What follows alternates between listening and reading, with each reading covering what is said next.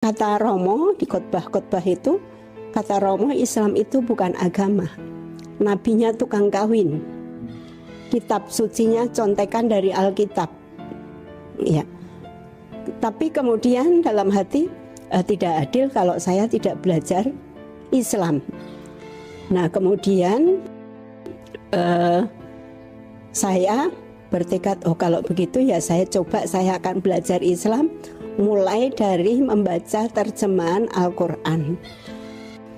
Nah kemudian saya pergi ke shopping center di kalau sekarang jadi Taman Pintar, itu dulu ada gerobak-gerobak penjual buku. Nah ada yang dari sosial agensi, tapi ketika itu saya keliling, memang saya minta, saya mau beli Al-Quran yang terjemah. Ditunjukkan, ini enggak. Jadi saya keliling, tidak ada Al-Quran yang pengen saya beli seperti dalam bayangan saya, seperti di Alkitab. Alkitab kan bahasa Indonesia semua, itu semua ada bahasa Arabnya. Saya pada lihat bahasa Arab itu sudah benci sekali, karena di bahasa Indonesia, di jurusan bahasa Indonesia kan ada mata kuliah bahasa Arab. Itu saya dapat K, karena jarang masuk, itu yang ngajar Romo. Romo kebetulan jadi dekan. Nah kemudian memang ketika saya sudah syahadat, saya mengulang lagi dapat D, karena ternyata bahasa Arab itu Masya Allah luar biasa, sulit sekali dipelajari. Kata Romo mengakui bahwa bahasa yang tertinggi itu adalah bahasa Arab. Itu struktur tata bahasanya itu juga sangat istimewa. Nah ketika saya mencari Al-Quran seperti bayangan saya itu kayak bahasa Indonesia saja atau bahasa Jawa saja, itu saya dipanggil penjaga sosial agensi. Saya dipanggil, kemudian saya mendekat, oh ada ya Pak, maaf Mbak, agamanya apa? Saya terkejut, loh kok Bapak ini menanyakan agama? Terus saya mendekat bisik-bisik, saya Katolik. Oh gitu, Katolik, sini Mbak. Kemudian beliau membuka bahasa Arab, Mbak, ini judulnya dilihat, ini Al-Quran. Jadi kalau Al-Quran itu bahasa Arab, sejak wahyu itu diturunkan sampai kemudian sekarang yang namanya Al-Quran ya bahasa Arab semua.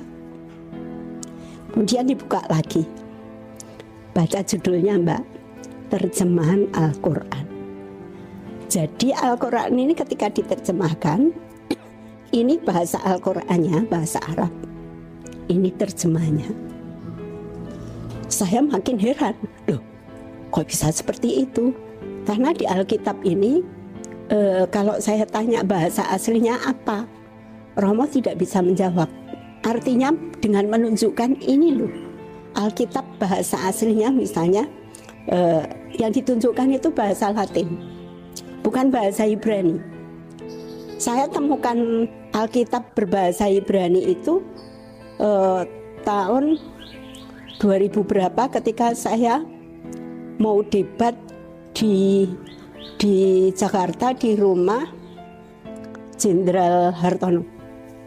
Itu saya kebetulan beli itu, oh ini ada Alkitab yang berbahasa Ibrani, itu pun terjemahan dari bahasa Jerman. Nah kemudian Bapak itu buka lagi, baca ini Mbak, judulnya apa?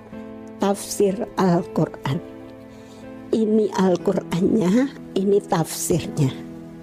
Jadi yang namanya Al-Quran itu kalau diterjemahkan, kalau ditafsirkan, bahasa asli, bahasa wahyu tidak pernah ditinggal. Itu kayak ditampar dan langsung merinding, karena itu yang saya cari. Yang saya cari itu harus Alkitab itu, kitab suci itu harus ada bahasa aslinya.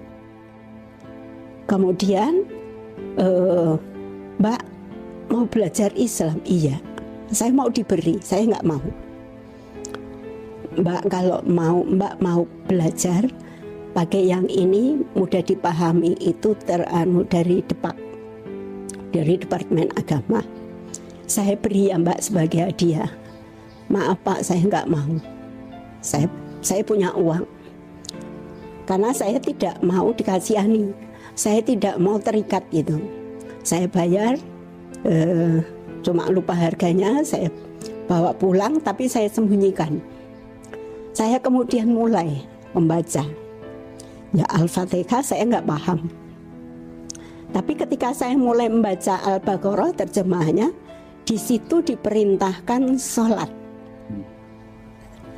Kemudian orang Islam itu kalau di masjid selalu mengatakan saya mau sholat. Sholat berarti sholat itu diperintahkan dan orangnya juga sholat. Baca lagi diperintahkan puasa. Orang Islam itu puasa. Ada zakat. Mereka bilang bayar zakat. Meskipun saya ketika itu belum bisa membedakan zakat fitrah, zakat mal dan lain sebagainya belum bisa. Tapi saya sering mendengar mau bayar zakat. Berarti orang Islam itu ketika beribadah, ketika puasa, ketika zakat, ketika haji, itu ada perintahnya. Itu yang kemudian memicu saya untuk membaca terjemahan Al-Quran ini. Saya ketika itu kemudian memang kembali lagi ke sosial agensi itu. Saya tanyakan, Pak, masih ingat saya? Iya. Mbak, kalau sudah baca Al-Quran, baiknya dilengkapi dengan itu asbabul nuzul. Nah, setelah saya membaca asbabul nuzul ini, saya kaitkan dengan terjemahan Al-Quran. Kemudian di situ saya menemukan apa yang saya cari, bahwa Tuhan itu ahad, satu, tidak kemudian pertama, tidak, tetapi ahad. Ahad itu satu, tidak ada kedua, tidak ada ketiga. Kalau begitu Islam ini agama yang membawa saya kepada Tuhan yang benar. Orang Islam menyebut Allah Subhanahu wa Ta'ala.